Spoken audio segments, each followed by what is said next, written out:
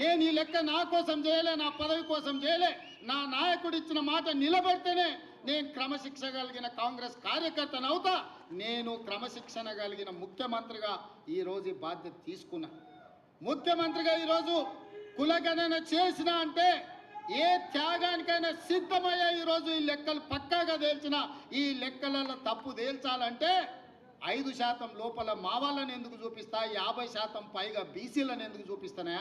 మమ్మల్ని కూడా 15-20% లెక్కలు చూపిస్తుంటే దొంగ లెక్కలే రాయ మొదలు పెడితే ఇట్లెందుకు రాస్తాము? ప్రతి మనిషికి పక్కా సమాచారాన్ని సేకరించినము.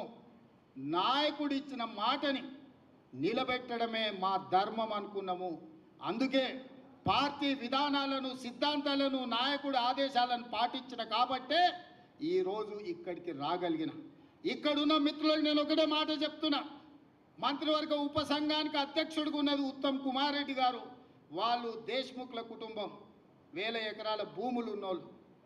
ఈరోజు ఇందులో ఉన్న దామన్న 2వ తరం నాయకుడు.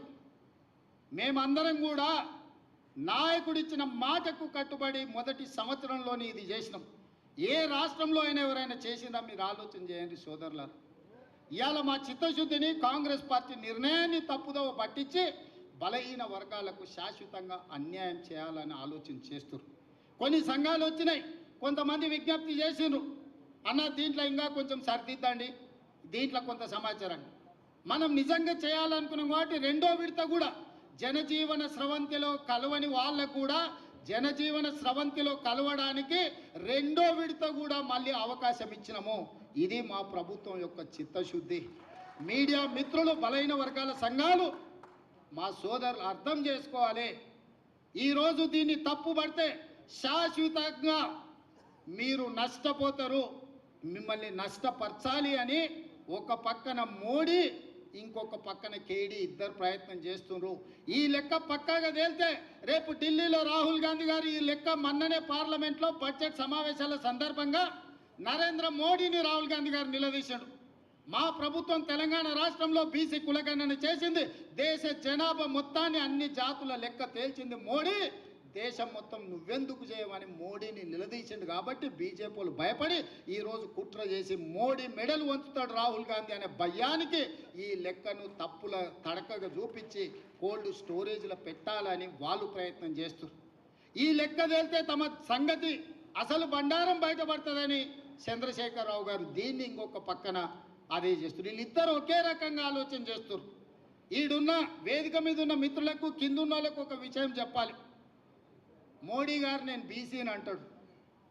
మోడీ గారు వాస్తవంగా బీసీ కాదయా, లీగల్లీ కన్వర్టెడ్ బీసీ.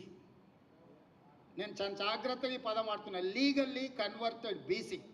2001 వరకు ఆయన ముఖ్యమంత్రి కానంత వరకు ఆయన కులము గుజరాత్ రాష్ట్రంలో ఉన్నత వర్గాలలో ఉండే. ఆయన ముఖ్యమంత్రి అయినాక ఆ కులాన్ని తీసుకొచ్చి బీసీలో కలుపుకున్నాడయా చట్టం చేసి. ఆయన పుట్టుకతో బీసీ కాదు, నరేంద్ర మోడీ గారు పుట్టుకతో బీసీ కాదు, పుట్టుకతో ఉన్నత కులము. కానీ 2001లో ఆయన ముఖ్యమంత్రి అయిన తర్వాత ఆయన కులాన్ని తీసుకొచ్చి బీసీ కులాలలో కలిపి మీ దాంట్లో ఇత్తేసి పొత్తుగూడిండు. ఇక మీ ఇష్టం, ఆ పైన మీ ఇష్టం. ఆయన కుర్చీలో నేను బీసీని ఉన్నా కదా మీకు అందరికి ఎందుకు అంటుండు? ఆయన సర్టిఫికెట్ ఈరోజు బీసీ ఉండొచ్చు, కానీ మనస్తత్వం మాత్రము బీసీల వ్యతిరేక మనస్తత్వం. బీసీ ప్రధానమంత్రి అయితే 2021లో జనాభా లెక్కలు ఎందుకు చేయలేదు? జనాభా లెక్కలలో బీసీ కులాల లెక్కెందుకు తేల్చలేదు? ఇవాళ 2025లో బీసీ లెక్కలుగా మొత్తం జనాభా లెక్కలు కడతాం అంటుండు. నేను ఈ వేదిక మీద నుంచి డిమాండ్ చేస్తున్నా నరేంద్ర మోడీ గారిని, రేపు చేయబోయే జనాభా లెక్కలల్లో బీసీ కులాల జనాభాను కూడా జనాభా లెక్కలలోనే చేర్చి నీకు చిత్తశుద్ధి ఉంటే లెక్క కట్టు, లెక్క తేల్చు. ఇవాళ మేము చేసింది తప్పు అంటున్నారు కదా. తెలంగాణ రాష్ట్రంలో కూడా కేంద్ర ప్రభుత్వం కులగణన చేసినప్పుడు, మొత్తం జనగణన చేసినప్పుడు జనగణనలో కులగణన చెయ్యి, ఇల్లు తిరుగు లెక్కలు రాయి, ఆ లెక్క తీసుకొచ్చి ముందల పెట్టి కాంగ్రెస్ పార్టీ రాహుల్ గాంధీ గారు చేసిన లెక్క ఇది, నరేంద్ర మోడీ చేసిన లెక్క ఇది అని రెండింటిని పక్కన పెట్టి చూపించు. బలహీన వర్గాలది ఇప్పటి వరకు లెక్కనే చేయలేదు మిత్రమా. లెక్కలు ఎవరు కూడలేదు, లెక్క ఎవరు కట్టలేదు. లెక్కగట్టండి లెక్కలు తీసుకొచ్చి చూపించి ఈ లెక్క ఇట్లుంది ఈ లెక్క తప్పు ఉంది అని అంటే ఇక మరి చదువుకున్న మా బలైన వర్గాల మేధావులు ఆలోచన చేయాలి, ఆ జాతికి నాయకత్వం వహించే వాళ్ళు చేయాలి.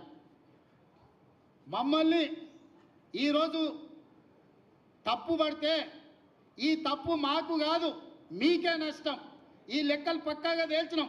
ఇవాళ 56.33% బలైన వర్గాల లెక్క తేలింది ఏబిసిడి ఈ కేటగిరీ కింద. రేపు ఏడికైనా ఏ కోర్టు దగ్గరికైనా వెళ్ళి మీ రిజర్వేషన్లు పెంచుకోవాలంటే ఇది లెక్క ఉంది తెలంగాణ రాష్ట్రంలో, స్థానిక సంస్థలలో లెక్క తెల్చండి అని సుప్రీంకోర్టు ముందర పోయి నిలబడవచ్చు. ఇవాళ ఎంత మనం 42% ఇస్తామన్నాం, ఇవాళ జనాభా లెక్క 56.33% తేలింది.